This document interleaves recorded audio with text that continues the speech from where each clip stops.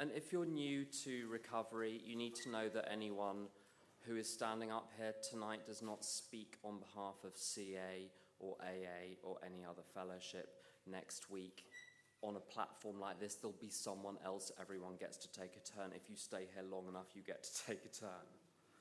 So if anything I say bothers you, I really wouldn't worry about it.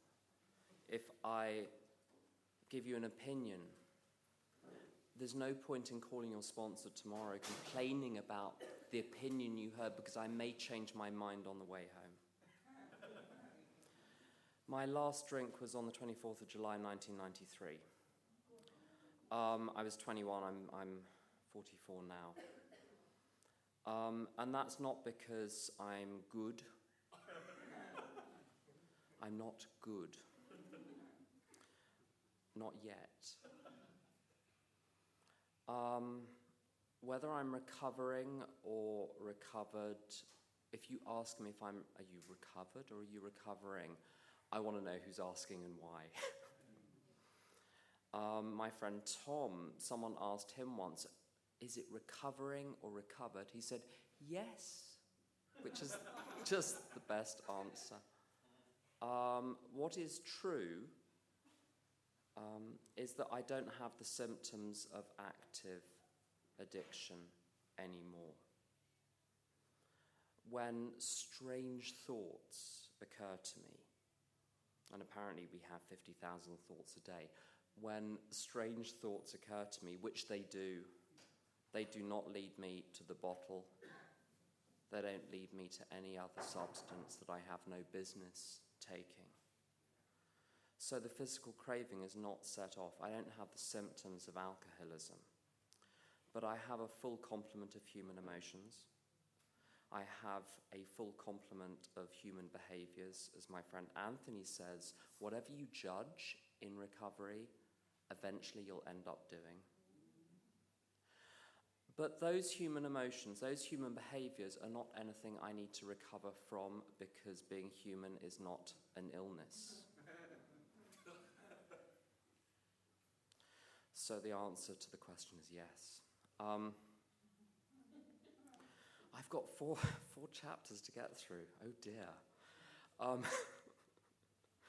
And thank you, by the way, for the people who invited me and the previous speakers. I hadn't had my head has been in some strange places today, and I was set back.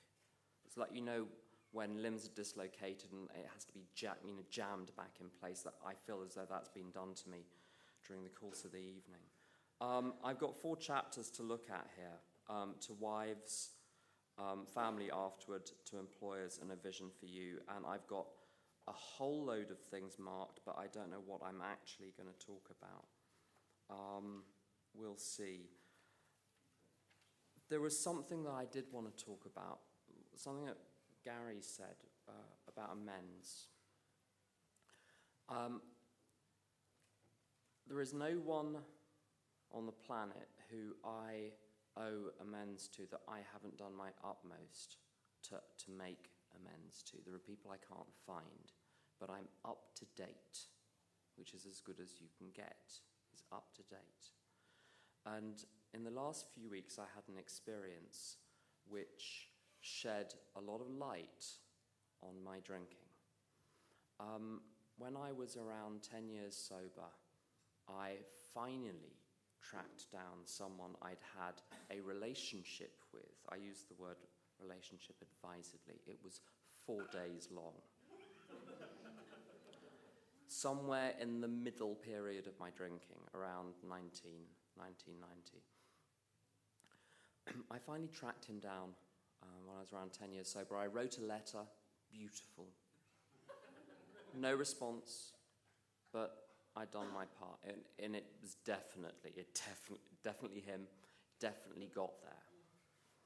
It was read by someone, anyway. But nothing happened. 10 years later, so like a couple of years ago, I finally find him again. He pops up, for some reason he pops up on LinkedIn. So I add him on LinkedIn. It takes 9 months to a year before he accepts the invitation, and as soon as he accepts the invitation, I didn't have the original letter, so I rewrote the letter, and I sent the amends letter, thought, oh, this is so amazing. God has put this opportunity in my life to finally achieve some kind of closure with this horrible 4 days in 1990. Nothing. And then, a few weeks ago, I get an email through. Now, you know those emails where the first line gives you some indication of what's going to come? The first line said, "It's taken me 9 months to bring myself to reply to you." This is now 20 years after the 4-day relationship. Does this give you some kind of picture of what my drinking may have been like and how it may have affected other people?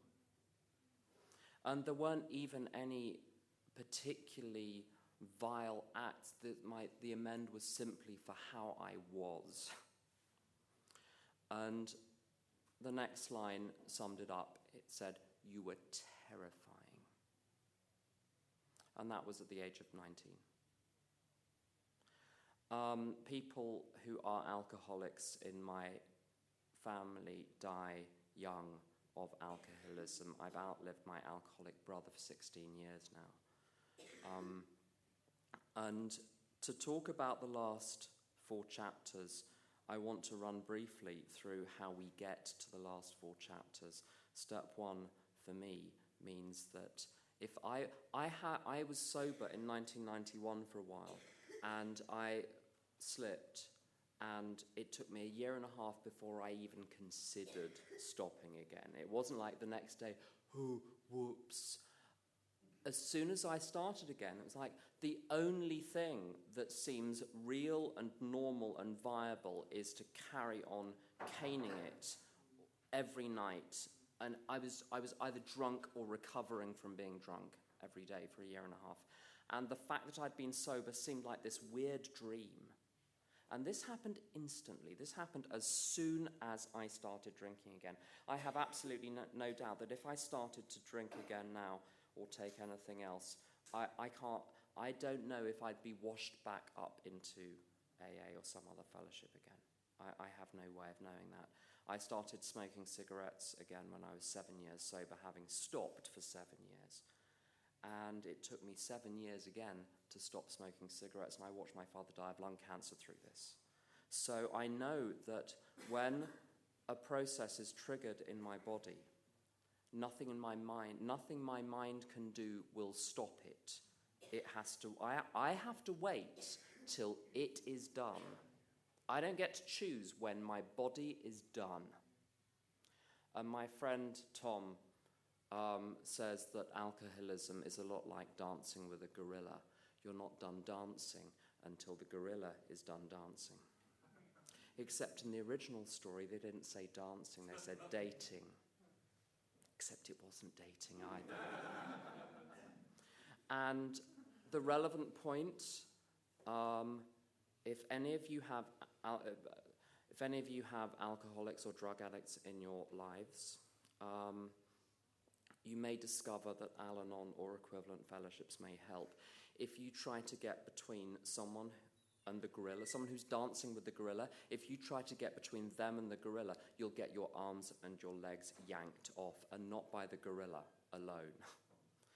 I don't get between anyone and a substance that they are wanting to use or trying to use or currently using, if they are because no one could separate me from alcohol.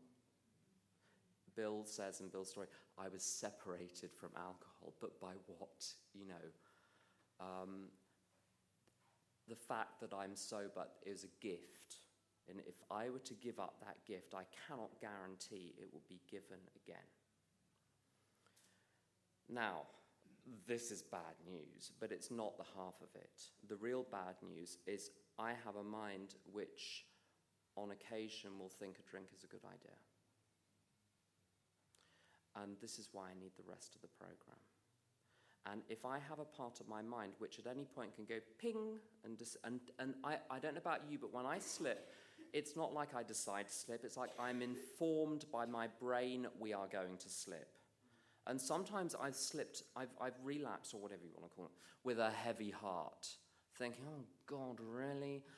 But I know I'm going to have to go through it because there's no other, you can't go round. You have to go through and then just wait for it to be done.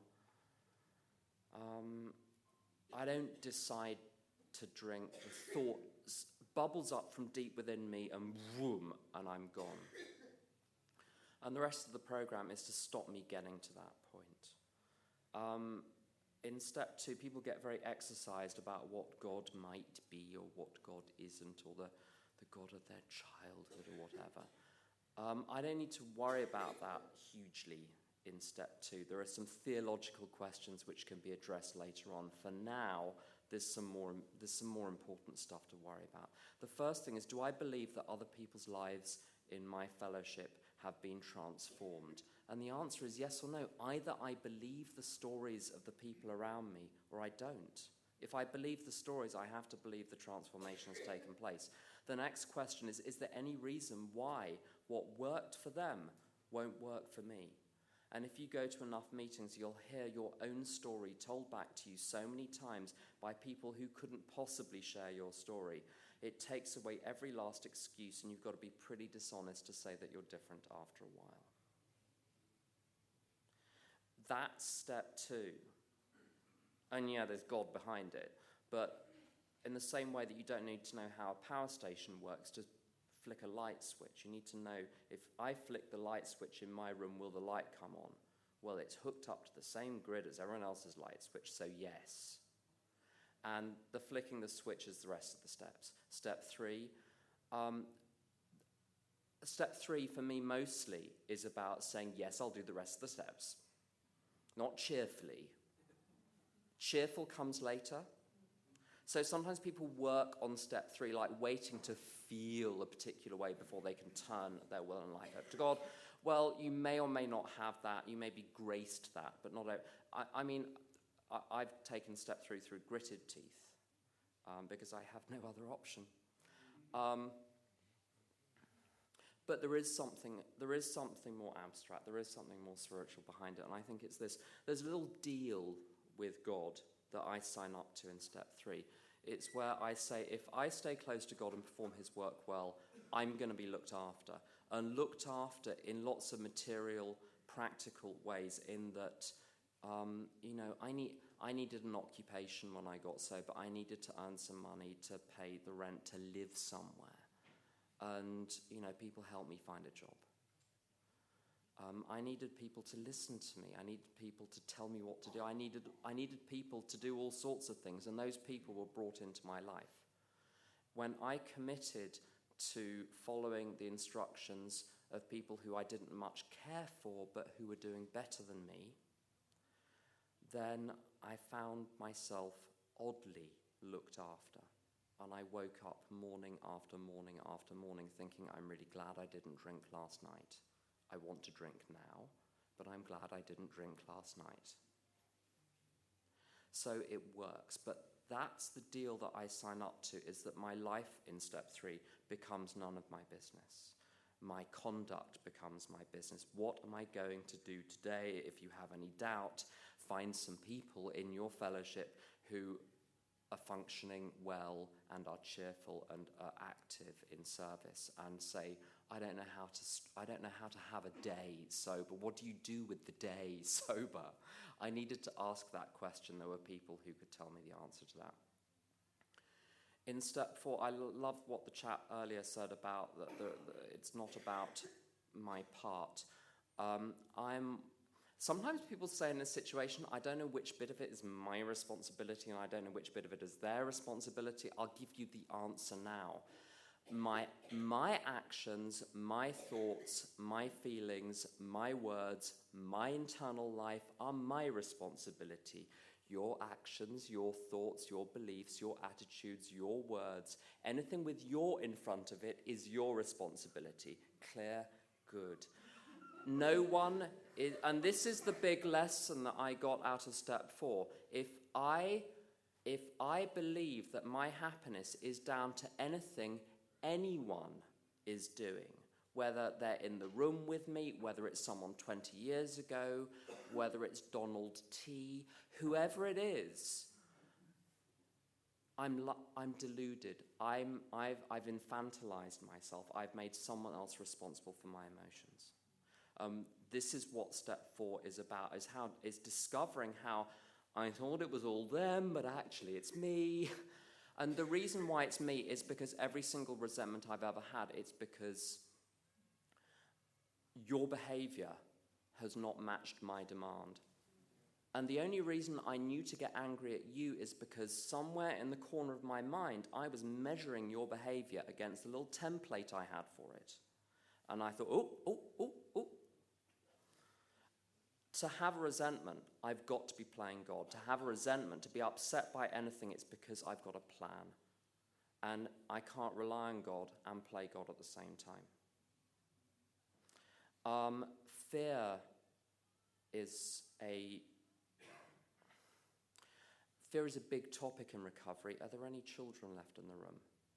No, I'm going to swear at once. I remember phoning up my sponsor, talking about some massive fear. I don't know about you, but sometimes I would kind of get out of having to do anything about a resentment or a fear by saying it's so massive, like I can't possibly be responsible for it. I have this massive fear, so you have to do something about it. So I phoned up my sponsor and was complaining about my fear, and he explained very, very carefully, fuck fear. Fuck it. Anything that is real cannot be destroyed. If it can be destroyed, it is not real in the first place. People can do stuff to my money. People can do stuff to my prestige. People can do stuff to my stuff. People can do stuff to my life, my body. All of these things, they're not who I am. The me of who I am cannot be destroyed and cannot be hurt. And fear did not go until that was established as a basic truth in my life. And it's very uncomfortable because you think, well, what's left if you strip me of my body and my life and my practical things? Is what's left? And so I would bounce back into thinking that I'm my job or my family or these other things I'm attached to. When I'm frightened, I've mistaken myself for the circumstances of my life. And I'll give you an example. A friend of mine made amends to a girl who she lived with when she was at university. And the amend, it's brilliant what she did. She drank her champagne and she poured vinegar on her sofa. Why vinegar? Why I don't know, but just neat and malicious. I completely identify with having to make amends for that sort of thing. And she said to this girl, I'm so sorry, and what can I do to make this right? And the girl said to her, you poured vinegar on my sofa. I cannot believe you did that to me. No, it was to the sofa, but she feels hurt because it's the sofa.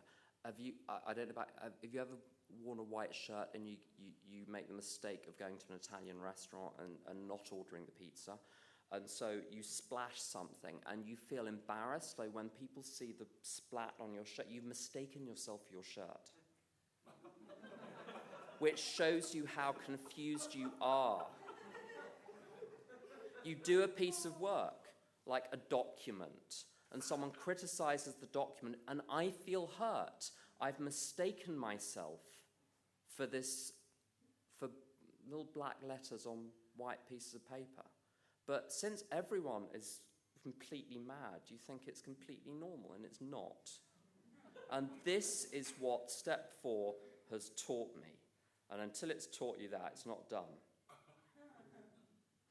The other thing as well, I thought step 4 was a written step, and I think step 4 does involve some writing, not nearly as much as people think it does. I don't know about you, but when I go to the doctors and they do a blood test, they take about 5 millilitres of blood. They don't take all of my blood. This means I don't, in my step 4, need to write about every single thing I've ever felt, thought, said, or done. Because once you've got a few of them down, it gets really repetitive. repetitive. You don't find anything new. But the thing that I missed for the longest time in step 4 was the fact that there is a solution to resentment in there, and there is a solution to fear.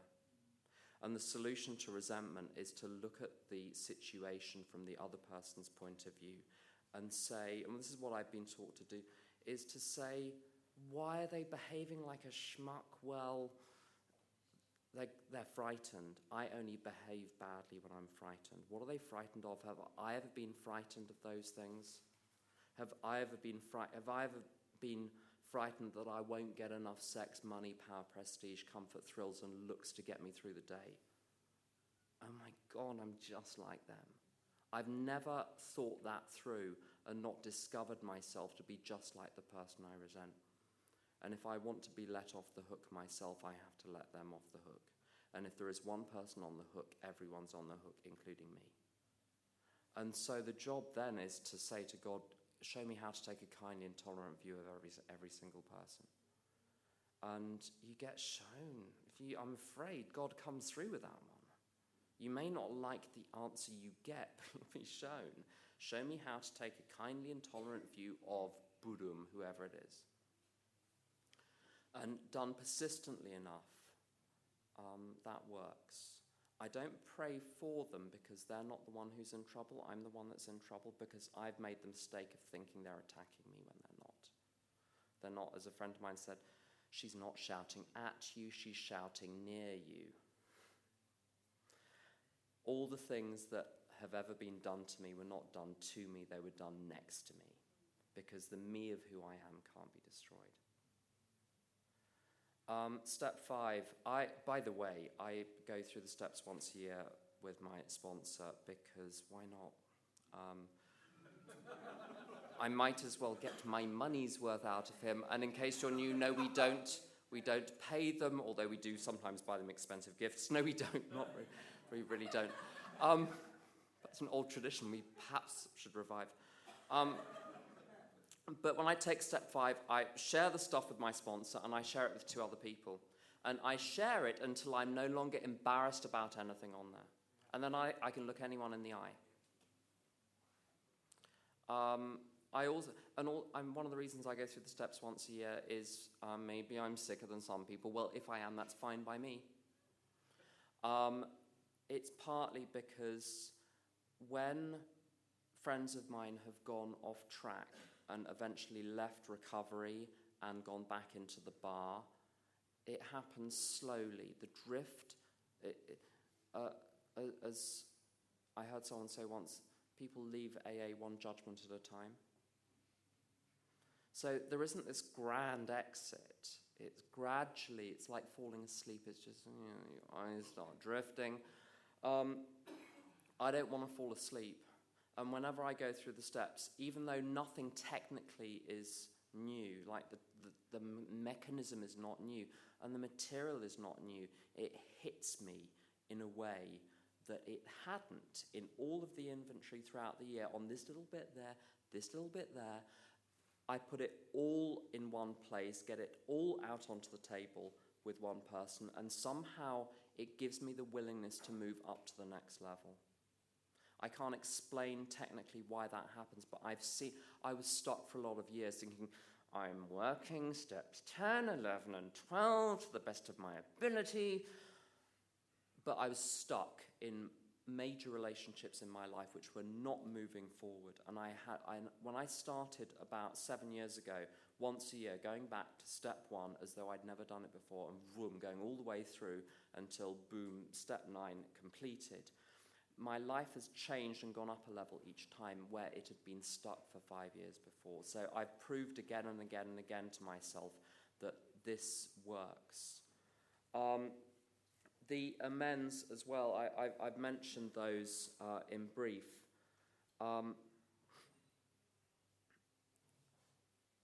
The reason I wanted to make every last amend when I finally did was because I was curious. What I was curious about was whether the promises in the big book, the very extravagant promises about how amazing everything's going to be, was that just Bill, writing his marketing material for AA, or was there some truth? And what I was as amazed as anyone else to discover that this kind of, I hadn't known I'd been living under this transparent grey blanket my whole life until I completed the last amend and thought that I could find, and I was willing with the remaining ones. And I could say there's literally no one left who I can't look in the eye. And I thought, no one's got anything on me anymore. This is amazing. And I've been told so many times by a friend of mine, Saskia, she said, did you know you're a perfect child of God? Did you know you're a perfect child of God? And every time I heard that, I was like, yuck, can you just stop saying that? That's just really, no. It's like warm gin, awful.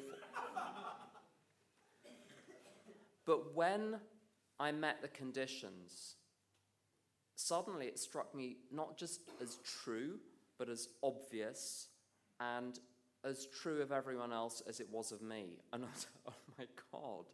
So people still do crazy things and suffer, but there's nothing wrong with the person who is inside each of those people.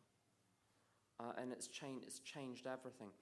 And when they say turning our lives over in step 3, where are you? There you are. They kind of mean it. I mean, it's really bad news. I mean, unless you're really, really screwed with addiction, just leave now. Because the bad news is you take the first 11 steps, your life will be turned over. And it's partly because of what Gary said, of this conscience business. I'm finally going to read something from the book. I won't be able to find it now. There we go. Bill meets Bob. This is chapter 11, the little story about how AA started. Very touching. Bill, and almost all of it true as well. I mean, it was written by Bill. When you hear Bob's account, it's all slightly different. But anyway, that's for another day.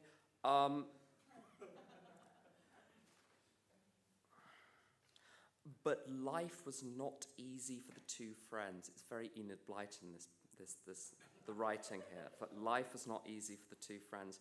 Plenty of difficulties presented themselves. Both saw that they must keep spiritually active. Now, if you did a straw poll of what the phrase spiritually active meant,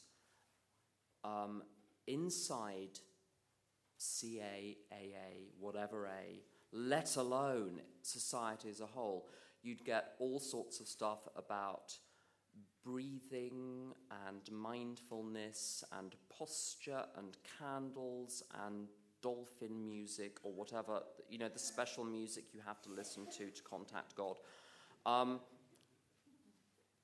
Prayer, more seriously, prayer, meditation, introspection, reflection, contemplation, the exercises of St. Ignatius of Loyola. I mean, there are so many things people would mention.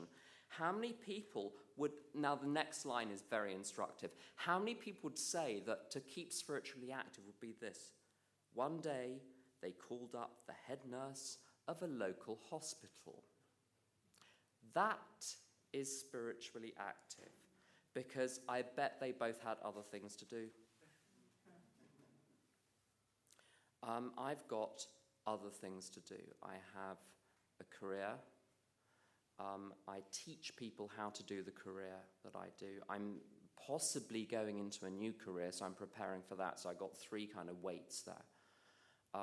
My mother is 86, lives just up the road. I'm trying to look after her. I've got 3 sisters, 2 of whom are mentally ill. I've got a relationship with someone I've been in with very happily for coming up for 12 years now, and I do most of the looking after the house. I've got a busy life, but I need to keep spiritually active. Now, all of that stuff is well and good. That's like the second half of step 12. But I need to keep spiritually active, which is doing God's work. That's the point of being spiritually active. Step 11 is not so that I can achieve this altered emotional state and distance myself from the world. It's so that I get a clear idea of what God wants me to do today.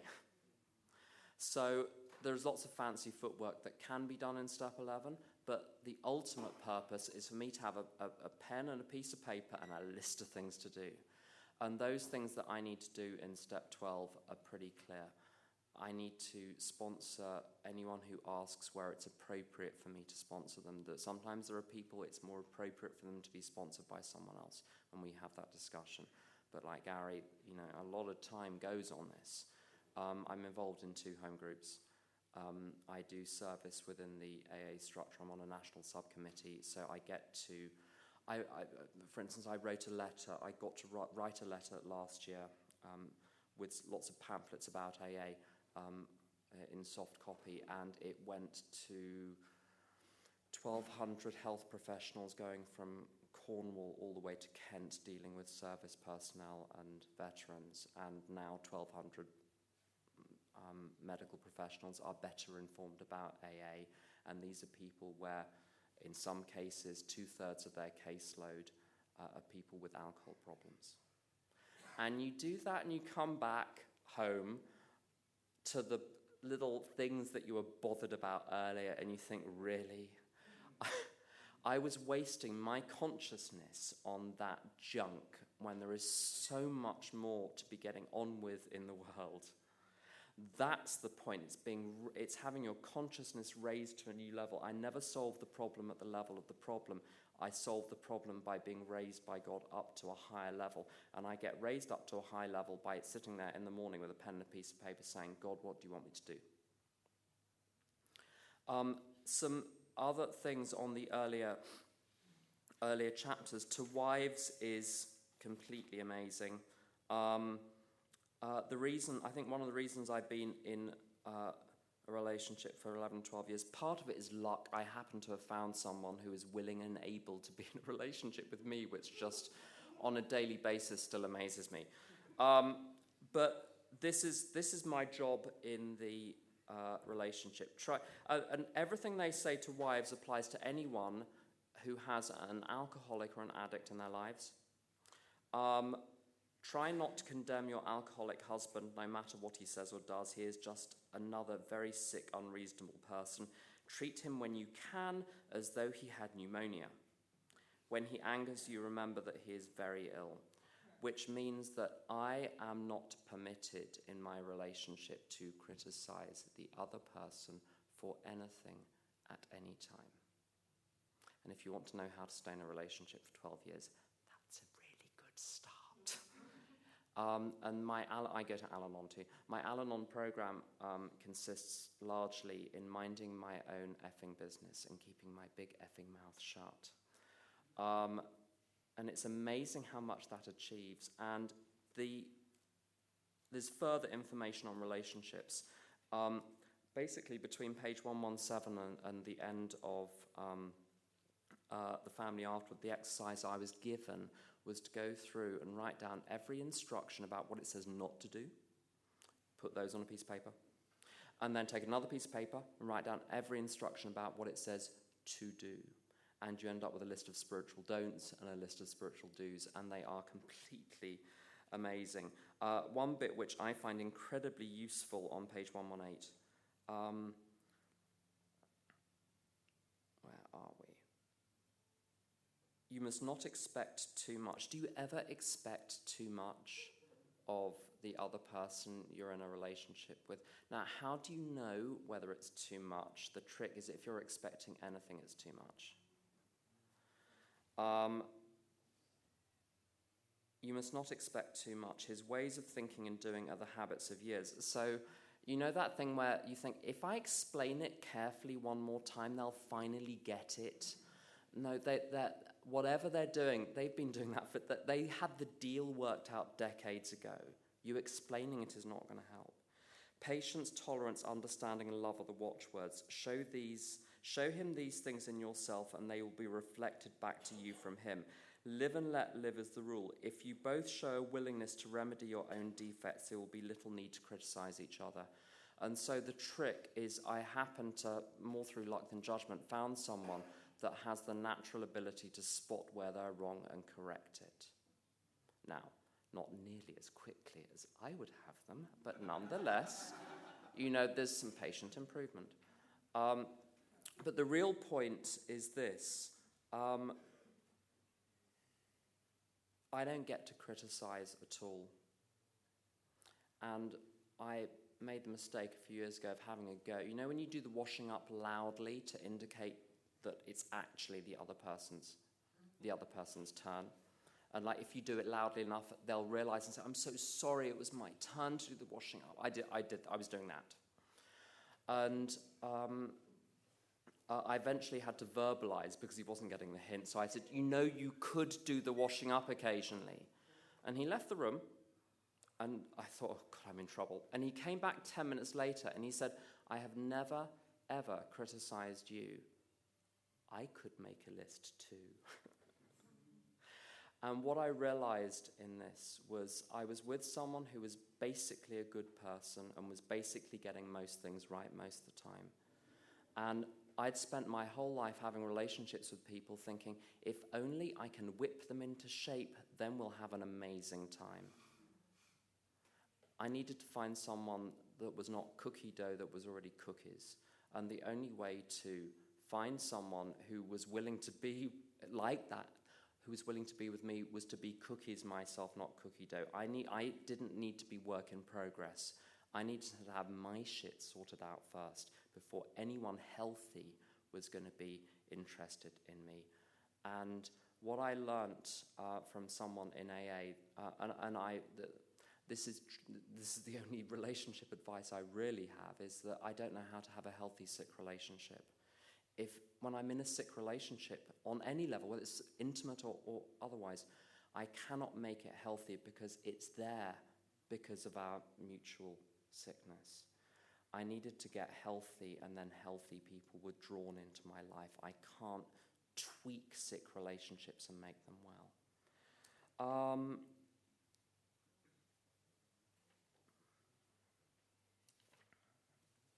Just one more. Oh, I know.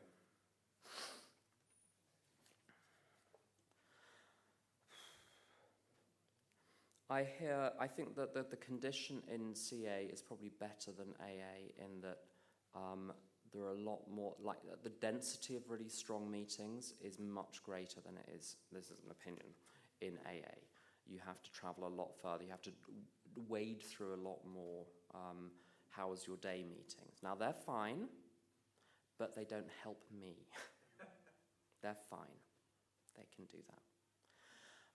I spent a lot of years in AA complaining about meetings. Oh God, so-and-so is sharing about the blah, blah, blah again. It never occurred to me to start my own. And I kind of got sick of going to meetings and hearing crap around 7 years ago in East London AA. So we started a really tight big book study on a Saturday evening. We've just started another one on a Friday. And sponsees of mine have started big book meetings all over London. And they've started big book meetings in all sorts of other fellowships as well. And I think the real message is wherever you are, wherever you end up, as my friend Eamon says, if you've got God in the book, you'll be fine. And it says here, we know what you are thinking. I mean, that's an alarming thing to say to an alcoholic, but anyway. We know what you are thinking. You are saying to yourself, I'm jittery and alone. I couldn't do that. But you can. You forget that you have just now tapped a source of power much greater than yourself. To duplicate with such backing what we have accomplished is only a matter of willingness, patience, and labour. And I think this boils down for me what the AA program is about. Still you may say, but I will not have the benefit of contact with you who write this book. We cannot be sure. God will determine that, so you must remember that your real reliance is always upon him. He will show you how to create the fellowship you crave. By the way, asking other people who've done it really helps too, but anyway. So God, but as Gary said, through other people. Our book is meant to be suggestive only. We realise we know only a little. God will constantly disclose more to you and to us. Ask him in your morning meditation what you can do each day for the man who is still sick. The answers will come if your own house is in order, but obviously you cannot transmit something you haven't got. See to it that your relationship with him is right, and great events will come to pass for you and countless others. This is the great fact for us. Abandon yourself to God as you understand God. Admit your faults to him and to your fellows. Clear away the wreckage of your past. Give freely of what you find and join us. We shall be with you in the fellowship of the Spirit, and you will surely meet some of us as you trudge the road of happy destiny. May God bless you and keep you until then. Thank you.